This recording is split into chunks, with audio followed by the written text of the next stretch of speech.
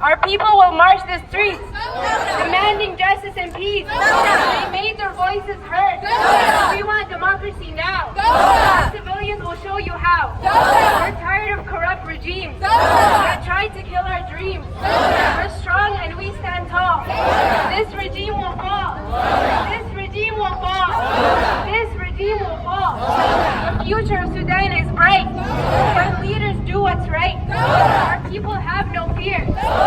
We taking our country back from years of corrupt attacks, motivated by greed. The leaders of this regime, the youth are pushing back, motivated by greed. So, before we begin, we want to acknowledge that this gathering is taking place on Treaty 6 territory, the traditional land and home to many of the Cree, Saulteaux, Blackfoot, Métis, and Nakota Sioux people. We are grateful for the ability to congregate and peacefully protest here today.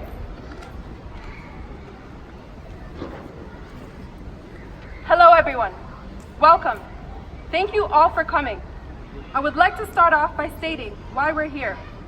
We're here for all the Sudanese people who currently don't have a voice due to the internet blackout, who are fighting for basic human rights, a sense of security, a just government, freedom and peace.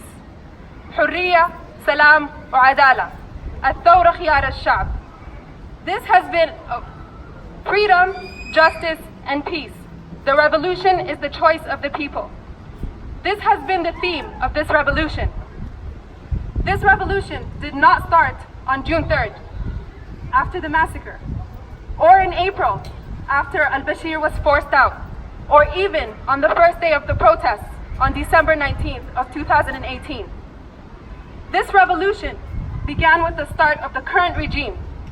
My people have been through so much pain for 30 years under the hand of this kleptocratic government. The violence that the people of Sudan have seen for the past couple of weeks was a reality, a norm for the people of Darfur, Nuba Mountains, Blue Nile State, and South Sudan. So we're here to recognize the past and educate people for a better future, a better Sudan. Thank you, McNeil. Thank you, ladies and gentlemen. This is a very tremendous support that you have come to give to the people of Sudan. We welcome you with all our arms, and we want to give a little history of where Sudan is and what has happened and why we have ended up here.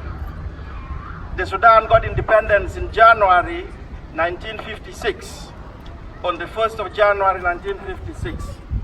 But then even before the independence could be declared, war had broken out in 1955, which ended in 1972. And so all the causes of this has been the issue of corruption, the issue of mistreatment, the issue of disregard for common citizens, the issue of disregard for the rule of law and order. And as such, it plunged the country into so many civil wars. When the first civil war ended in 1972, which happened between the south and the northern part of Sudan, people came back. But then 11 years later, in 1983, war broke out again. Similarly, the same reasons: corruption, dictatorship, and mistreatment, disregard for the common people. And the politicians have been busy dividing people. We are happy to see you all today here as one. But they have divided us, they talk so sweet. And eventually, in 2005, the war ended between the North and the South. And in 2011, the South Sudan got itself independent. And all of us thought that this country would live side by side, being both independent. But it didn't take long before the two countries also plunged themselves into war, and that was solved.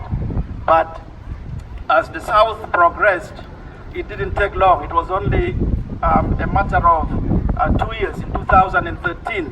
Then again, another differences broke out, which was resolved.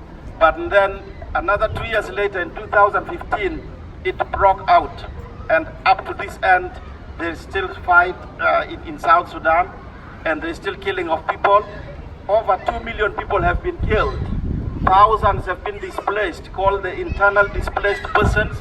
the IDPs who rely on handouts from the United Nations High Commissioner for Refugees and from the World Food, and those donors that have been able to give generously.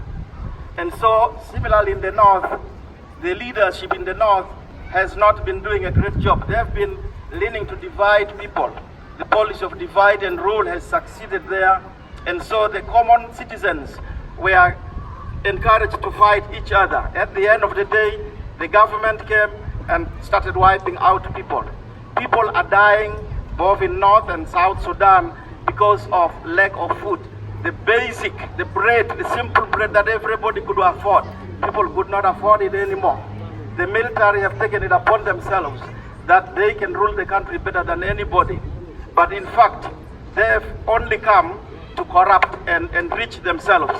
And so today we have come here to stand in solidarity with the Sudan, that is North and South, because thousands of people are being jailed in the North, thousands are being arrested, but the whole international community is quiet. When the North was in the rule, under the rule of Omar al-Bashir, they said he had committed so much genocide that he should be arrested and be taken to the court of law in The Hague. But today, after he was overthrown, the same situation has remained, and instead, the international community has kept quiet. So it is an opportunity for us to know that even for people like myself who are here, we found ourselves here because of the distaste of the politicians there.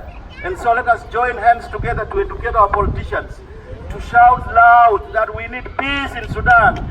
Starting right from here, we need peace in Sudan.